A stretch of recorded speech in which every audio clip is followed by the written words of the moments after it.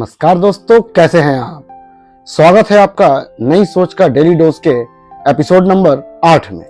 तो आज मैं आपको सुनाने जा रहा हूं गरुड़ और मुर्गियों की एक कहानी, the eagle who forgot he could fly. नमस्कार दोस्तों, एक बार एक गरुड़ का अंडा गलती से मुर्गियों के दड़बे में पहुंच गया। कुछ दिनों बाद अंडे से एक छोटा सा गरुड़ निकला, लेकिन वह मुर्गियों के बीच ही बड़ा हुआ। वह मुर्गियों की तरह ही चलता था, मुर्गियों की तरह ही खाना ढूंढता था और मुर्गियों की तरह ही छोटी छोटी छलांगे भी लगाता था। उसे कभी यह एहसास ही नहीं हुआ कि वह एक गरुड़ है। एक दिन उसने आसमान में एक विशाल पक्षी को उड़ते देखा।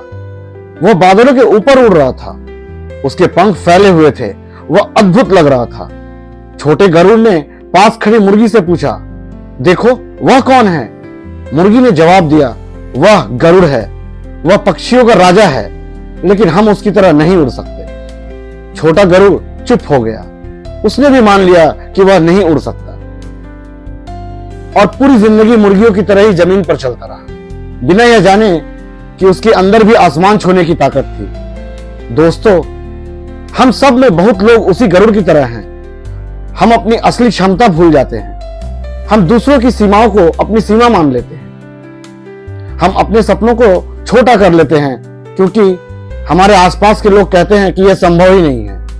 लेकिन सच्चाई यह है कि आपकी पहचान इस बात से तय नहीं होती कि आप कहां पैदा हुए हैं। आपकी पहचान इस बात से तय होती है कि आप क्या बनने का साहस रखते हैं। तो आज का डेली डोज दोस्तों, अगर आप खुद को मुर्गी समझते रहेंगे तो कभी गरुड़ की तरह उड़ नहीं पाएंगे। याद रखिए, आपके सपनों की ऊंचाई आपके पंखों से नहीं, आपके विश्वास से तय होती है।